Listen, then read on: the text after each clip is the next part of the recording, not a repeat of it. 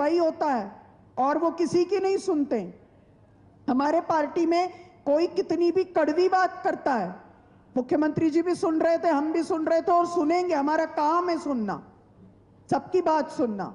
लेकिन उसके साथ साथ बहुत जरूरी है कि हम अपने संगठन के कार्यकर्ताओं को ध्यान में रखते हुए ये बात रखें कि हमारे कार्यकर्ताओं की एक गरिमा है, वो उनसे हम किसी तरह की कोई चापलूसी की उम्मीद नहीं रखते, उनसे किसी का पिछलग्गू बनने की उम्मीद नहीं रखते, उनसे हमारी जिंदाबाद जिंदाबाद करवाने की कोई उम्मीद नहीं रखते।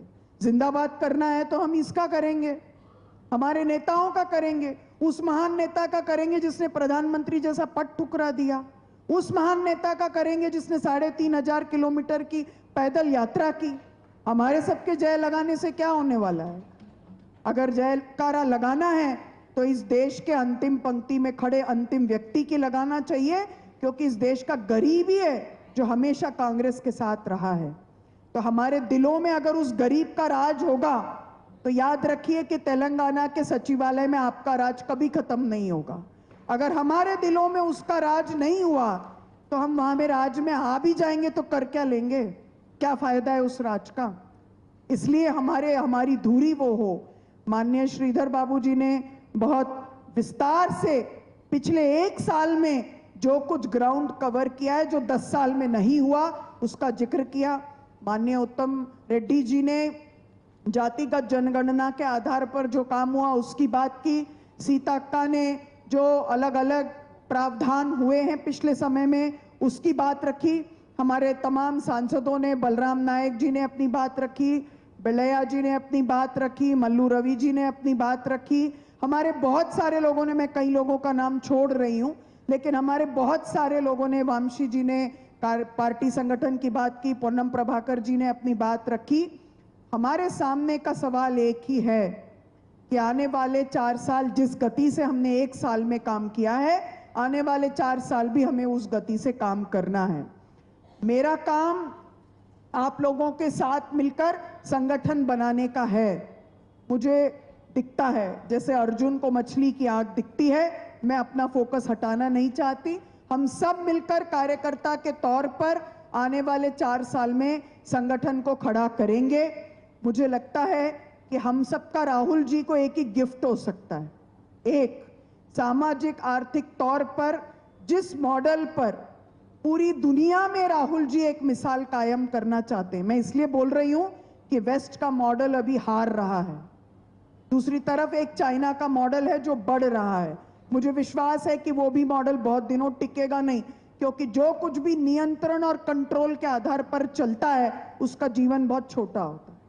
इन सब के मुकाबले राहुल जी एक मॉडल लेकर आए हैं, वो मॉडल इस संविधान में है, वो मॉडल गांधी जी के हिंद स्वराज में है, वो मॉडल आपके और हमारे रग रग में है, क्योंकि आप ही के अपने प्रदेश से बहुत सारे अन्य नए सामाजिक न्याय की शुरुआत हुई है। तो मुझे लगता है कि हम राहुल जी को एक ही गिफ्ट दे सकते हैं। वो गिफ्ट क्या है कि पूरी दुनिया में वो लोगों के सामने ये पेश कर सकें कि अगर कहीं कांग्रेस की सरकार बनती है किसी राज्य में तो वो किस तरह से गरीबों की सरकार होती है, वो किस तरह से अंत्योदय की सरकार होती है, वो किस तरह से सबसे गरीब को अपने आंख के सामने रखकर चलती है। तो ऐसा एक सामाजिक आर्थिक न्याय के आधार पर बनी हुई सरकार का मॉडल क्या होगा, उसको हम पेश करेंगे। मुझे विश्वास है कि माननीय रेवंत रेड्डी जी उसके लिए कमिटेड हैं, हमारी कैबिनेट उसके लिए कमिटेड है। और पार्टी के तौर पर हमारा काम क्या है कि हम माननीय खारगे जी को ये बता सकें कि एक ऐसे संगठन का निर्माण हम करेंगे जहां पर गांव समिति से लेकर के प्रदेश कांग्रेस की समिति तक निश्चित तौर पर पार्टी का जो विचार है, जो सरकार के कार्यक्रम है, उसको लेकर जाएगी और हमारे गांव-गांव के कार्यकर्ता को हम इस कार्यक्रम के साथ में जोड़ेंगे। ये हमारे लिए करना बहुत जरूरी है, वरना बहुत सारे राज्यों में क्या हुआ, पार्टी ने बहुत अच्छा काम, पार्टी की सरकार ने बहुत अच्छा काम किया, लेकिन संगठन अगर नहीं होगा तो कितना भी अच्छा काम हुआ हो, हम उसका प्रचार प्रसार नहीं कर पाएंगे, लोगों को न्याय नहीं दिला पाएंगे, लोगों के बीच में जाकर खड़े नहीं हो पाएंगे। तो मेरा निवेदन होगा कि हम उस दिशा में जरूर आगे बढ़ें। मेरे यहाँ जब मैं आ रही थी तभी वो टनल वाला हादसा हुआ, माननीय उत्तम रेड्डी जी ने उसके बारे में विस्तार से यहाँ कहा। उन परिवारों के प्रति हम सबकी पूरी हम सब उनको आत्मबल देते हैं। बहुत कठिन परिस्थितियों का सामना वो लोग कर रहे हैं। हम सब विश्वास करते हैं कि इस प्रयास से हो सकता है कोई ना कोई ईश्वरीय चमत्कार हो, कुछ अच्छा परिणाम उसका निकल करके आए। लेकिन हमने अपनी ओर से जो प्रयास जारी रखा है उसकी भी ब्रीफिंग हम सबके सामने भी है और हम सब जानते भी हैं कि पूरा प्रयास चल रहा है। आने वाले समय में जो भी उन परिवारों की सहायता के लिए करना होगा, मुझे विश्वास है कि हमारे पार्टी के लोग और हमारे संगठन के लोग, हमारी सरकार के लोग उस दिशा में कुछ काम करेंगे। मैं आप लोगों के बीच में हमेशा उपलब्ध हूँ, गांधी भवन में उपलब्ध हूँ। हम सब मिलकर काम करेंगे। मुझसे पहले यहाँ पर प्रभारी के तौर पर दीपा दास मुंशी जी ने काम किया, वो मेरे साथ सीनियर ऑब्जर्वर भी रही तेलंगाना की। अब वो केरल की प्रभारी हैं, क्योंकि एक व्यक्ति को एक ही राज्य का प्रभार देना था और केरला में क्रूशियल इलेक्शंस हैं, तो इसलिए उनको केरला की जिम्मेदारी दी गई और मुझे कार्यकर्ता के तौर पे आपके बीच में तेलंगाना में काम करने का मौका मिला। मुझे विश्वास है कि हम सब कार्यकर्ता कंधे से कंधा मिलाकर चलेंगे। हम सब एक साथ मिलकर इस काम को पूरा करने का प्रयास करेंगे। मेरी कोशिश होगी कि हम सब मिलकर एक न्याय की व्यवस्था कायम करें।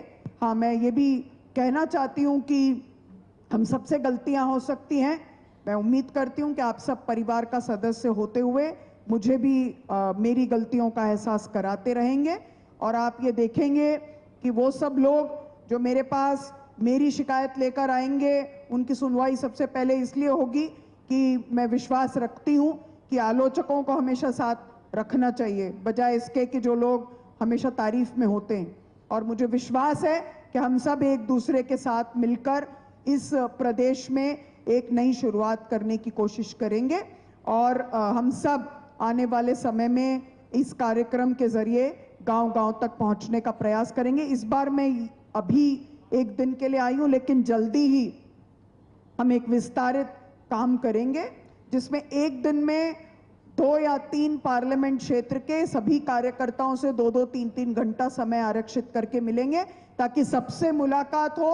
किसी के मन में ये मलाल ना हो कि उनसे मुलाकात नहीं हुई। जो हमारे वरिष्ठ हैं उनको अलग से भी समय दे करके उनसे समय लेकर के हम लोग मिलेंगे। बहुत बहुत धन्यवाद। जय हिंद, जय भारत, जय जगत। థ్యాంక్ యూ మేడం చెప్పిన విషయాలు మీరందరూ విన్నారు।